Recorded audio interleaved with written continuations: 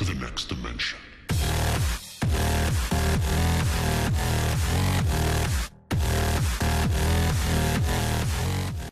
Hey guys, this is UndercoverDudes all the way from Down Under, and today I'm going to be talking about the possibility of a spectator mode and why Nexon needs to globally implement it into combat arms. Now if you guys don't know what spectator mode is, it's pretty simple. You go and watch other people in game. There's footage of it on YouTube from GMs and the such, and people like MCD Maker, otherwise known as Extremes, has been given privileges in order to go and use it in his edit. Now saying that spectator mode is a relatively, unique thing, you have to be very special, you have to be a GM or a very exclusive player in order to go in and get the privilege to use this.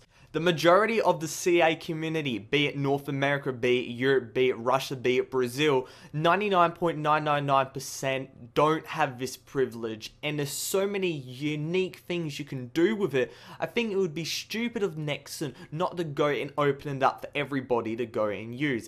The most obvious one is hacking. If you see somebody in game and they're blatantly hacking, or you think they're closet hacking, you could just go into the Spectator client, just watch them, chuck on fraps, chuck on whatever program you've got, and go and report them. That's direct evidence of that player breaking the terms of service. You send that directly to Nexon through, a YouTube link or whatnot, and there you go. The reporting process, it becomes so much easier, and the evidence is just so much more concrete.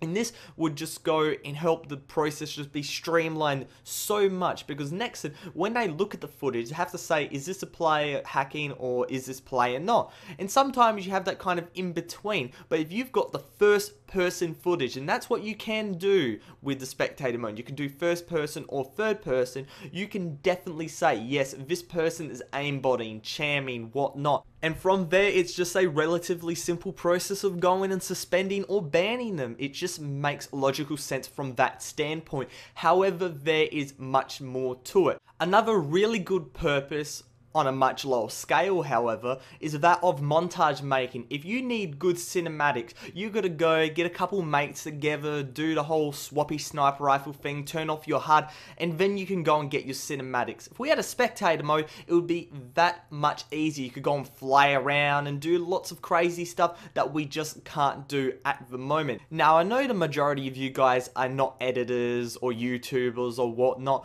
but you can go and say that this is a really good idea. It would make the edits even better, more efficient. It would just be a really good idea to implement even for that purpose alone. However, there is one other thing I want to go and touch on, and that's the competitive scene. Now, I'm only talking about North America here because in Europe, in Brazil and all that, the people that run these type of competitive games, they have access to the spectator mode. But in North America, due to there being no official league, the casters and whatnot have to go and suicide in base and have to put up with third person mode only and have to look at the bugged stats and all that in the bottom left hand corner, bottom right hand corner, like 105 damage and all that shit, and then they don't see the health bars of the other players without swapping to it. It's just really stupid in general, and just open it up for that purpose as well would be absolutely fantastic. Now obviously that is, a bit more, it really doesn't apply to the majority of you guys, but it'd still be a good thought.